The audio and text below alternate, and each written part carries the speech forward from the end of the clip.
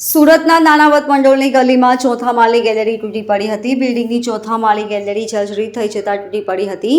અચાનક દુર્ઘટના બનવાથી વિસ્તારમાં લોકોમાં ભાગદોડ મચી ગઈ હતી. આ ઘટનામાં સાયકલ પાસે રમતી બાળકીને સામાન્ય ઈજા થઈ હતી, જ્યારે આસપાસમાં રહેલા અન્ય લોકોનો આબાદ બચાવ થયો હતો. પરંતુ 16 વર્ષની તરુણી પણ ગેલેરી સાથે પટકાઈ હોવાની માહિતી સામે આવી છે. તરુણીને ઈજા થતાં સારવાર માટે હોસ્પિટલમાં દાખલ કરવામાં આવી છે. નાણાવટ મંડળની ગલીમાં ચોથા માળની ગેલેરી પડી હોવાની ઘટના સીસીટીવીમાં કેદ થઈ ગઈ છે. ગેલેરી તૂટી પડતા આસપાસથી લોકો એકઠા થઈ ગયા હતા અને ફાયર વિભાગને જાણ કરવામાં આવી હતી. તેથી ફાયર વિભાગનો કાફલો ઘટના સ્થળે દોડી ગયો હતો. કાટમાળ હટાવવાની કામગીરી શરૂ કરાઈ હતી. આ સાથે જ બીજી કોઈ ઘટના ન બને તેને પણ સાવચેતીનો પ્રયાસ કર્યો હતો.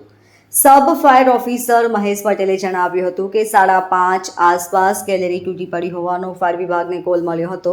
અહીં આવીને જોતા ચોથા માળની ગેલેરીનો ભાગ તૂટી પડ્યો હોવાની જાણકારી મળી હતી.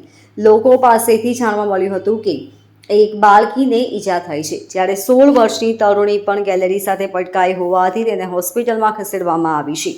Bureau report LK star news, Surat.